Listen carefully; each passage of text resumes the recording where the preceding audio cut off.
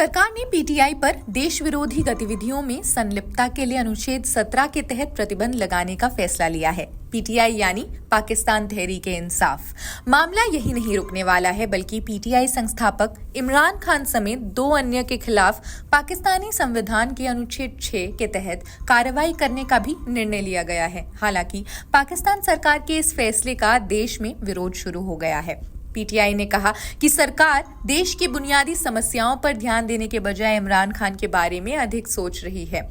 सरकार में शामिल पाकिस्तान पीपल्स पार्टी यानी पीपीपी भी इस निर्णय से सहमत नहीं है। पीपीपी ने कहा कि इस मामले पर उससे कोई राय नहीं ली गई है। खैर, पाकिस्तान ने पीटीआई को लेकर क्या फैसला किया है? पाकिस्तान सरकार ने पीटीआई पर प्रतिबंध लगाने का निर्णय भी क्यों लिया है? पाकिस्तानी संविधान का अनुच्छेद 6 और अनुच्छेद 17 क्या है? फैसले का असर पीटीआई से जुड़े सांसदों पर क्या होगा? आइए जानते हैं। इमरान खान की पार्टी के खिलाफ पुख्ता सबूत मिले हैं। सूचना प्रसारण मंत्री अताउल्लाह तरार के बैन लगाने की घोषणा करते हुए कहा कि इस कार्रवाई के पक्ष में हमारे पास पुख्ता सबूत मौजूद है। उन्होंने कहा कि विदेशी फंडिंग मामले, 9 मई के दंगों, सिफर प्रकरण और अमेरिका में पारित प्रस्ताव को देखते हुए हमारा मानना है कि पीटीआई पर बैन लगाने के लिए बहुत पुख्ता सबूत मौजूद है। इस्लामाबाद में एक प्रेस कॉन्फ्रेंस के दौरान बोलते हुए मंत्री ने कहा कि अगर देश को आगे बढ़ना है तो वो पीटीआई के रहते ऐसा नहीं कर सकता। तरार ने कहा, हम पीटीआई पर प्रतिबंध लगाने जा रहे हैं और हमारा मानना है कि संविधान का अनुच्छेद 17 सरकार को राजनीतिक दलों पर प्रतिबंध का अधिकार देता है और ये मामला सुप्रीम कोर्ट भी भेजा गया है। पाकिस्तान सरकार ने इमरान समेत 2 अन्य के खिलाफ अनुच्छेद 6 के तहत राजद्रोह की कार्रवाई करने का फैसला किया।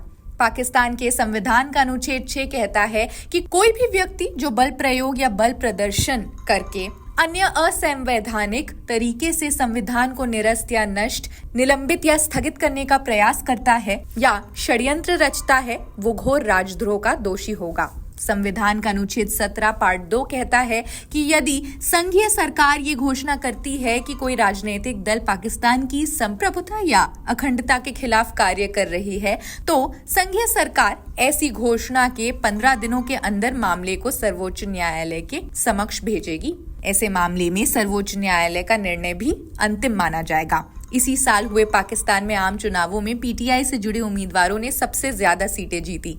सरकार के हालिया फैसले ने इसके भविष्य पर भी सवाल उठा दिया है। पाकिस्तान के अधिवक्ता रिदा हुसैन ने डॉन अखबार को बताया, आरक्षित सीटों के फैसले में बहुमत ये माना गया है कि पीटीआई एक राजनीतिक पार्टी थी जिसने 2024 के आम चुनावों में राष्ट्रीय और प्रांतीय विधानसभा चुनावों में भी सामान्य सीटें हासिल की हैं। उन्होंने कहा कि इस आदेश का मतलब यही है कि पीटीआई की संसद में मौजूदगी होगी और उसे सामान्य सीटों की अनुपातिक संख्या के अनुसार आरक्षित सीटें दी जाएगी। अधिवक्ता हुसैन का मानना है कि पीटीआई पर प्रतिबंध लगाने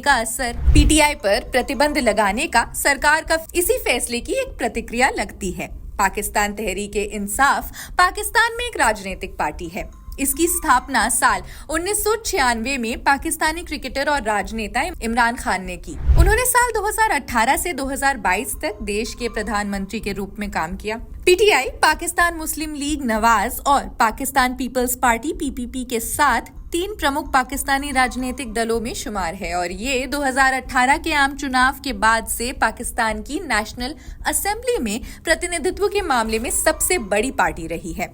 खैर, पाकिस्तान के पूर्व प्रधानमंत्री इस समय जेल में बंद है। पाकिस्तान के एक कोर्ट ने इमरान खान और उनकी पत्नी बुशरा बीबी को कथित भ्रष्टाचार के एक नए मामले की जांच के लिए रविवार को 8 दिन की हिरासत के लिए भ्रष्टाचार विरोधी अधिकारियों को सौंप दिया है। जिले की एक अदालत ने शनिवार को गैर इस्लामी शादी के मामले में दोनों को बरी भी कर दिया था। हालांकि इसके तुरंत बाद एनएबी ने उन्हें अरेस्ट कर लिया। खैर, इस वीडियो में बस इतना ही। ऐसे और वीडियोस देखने के लिए जुड़े रहिए जनसत्ता के साथ। शुक्रिया।